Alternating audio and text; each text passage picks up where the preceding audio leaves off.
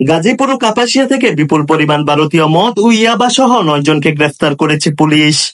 গাজীপুরের কাপাসিয়ার বিভিন্ন এলাকা থেকে গত 2 দিনে ইয়াবা সহ 7 জন মাদক কারবারিকে গ্রেফতার করেছে পুলিশ।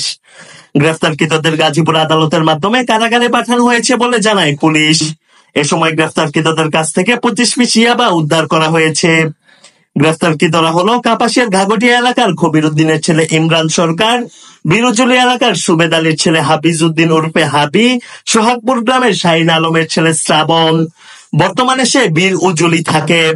এছাড়া হাইজুর মুচিবাড়ি এলাকার জাহাঙ্গীর আলমের ছেলে জাহিদ হাসান, ইকুরিয়া চরপাড়া এলাকার আসাদ খন্দকারের ছেলে রায়হান খন্দকার, একই এলাকার জাহিদুল ভুইয়ার ছেলে অনিক ভুইয়া এবং খিরাটি মধ্যপাড়া এলাকার হাতেম আলীর ছেলে মাসুদ মিয়া।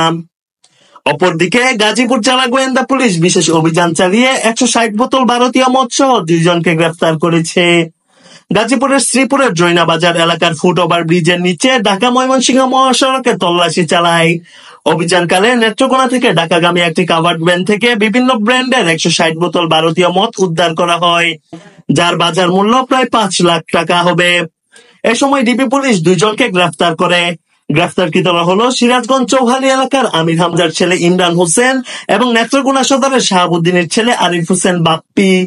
পুলিশ জানায় গ্রেফতারকৃতরা প্রাথমিক জিজ্ঞাসাবাদে স্বীকার করেছে যে তারা এসব মাদকদ্রব্য শ্রীপুর থানাধীন মাওনা এলাকার বাসিন্দা তাজুল ইসলামের কাছে বিক্রির উদ্দেশ্যে এনেছিল। তবে তাজুল ইসলাম পুলিশের উপস্থিতি বুঝতে পেরে পালিয়ে যায়। তাকে গ্রেফতারে অভিযান চলছে।